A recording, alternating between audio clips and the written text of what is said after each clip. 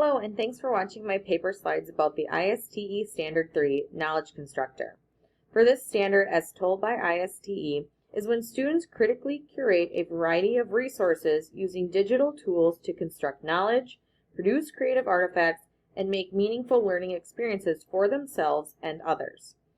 When I first thought of Knowledge Constructor, in my head I only thought it was students gathering information, which is part of doing that. But I missed out on a large part of what Standard 3 is, not just being able to memorize facts, but to go past that and just focus on their depth of knowledge. Depth of knowledge was nicely explained by Webb in multiple articles curated by Discovery Education by Derek Meter, Eric M. Francis, and Matthew Lynch. They break down depth of knowledge, or DOK, into 4 parts. Level 1 is considered knowledge acquisition. What is knowledge?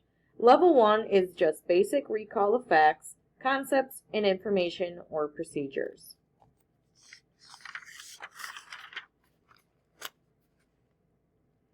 Level 2, known as knowledge application, consists of skills and concepts and solving problems that require 2 or more steps with decision points along the way. The students need to be able to explain how or why. We also need to think, how can knowledge be used? The third level is known as knowledge analysts. We need to think, can knowledge be used?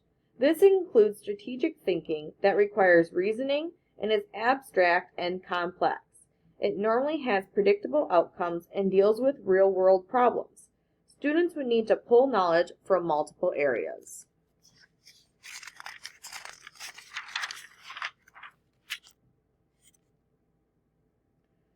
The last level, level 4, is knowledge augmentation. The big question here is how else can knowledge be used? This level includes extended thinking such as investigations or applications to solve real, complex world problems with unpredictable outcomes.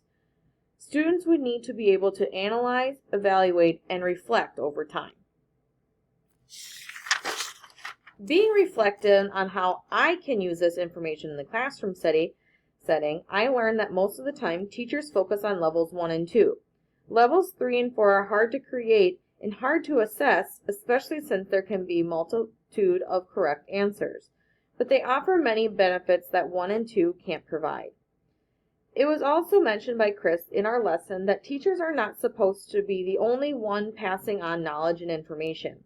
Teachers should instead focus on helping students find the information that they need, showing them how to credibly find sources, design the learning experiences, and help students be the one asking questions. Focusing instead on this, we can help meet the ISTE Standard 3.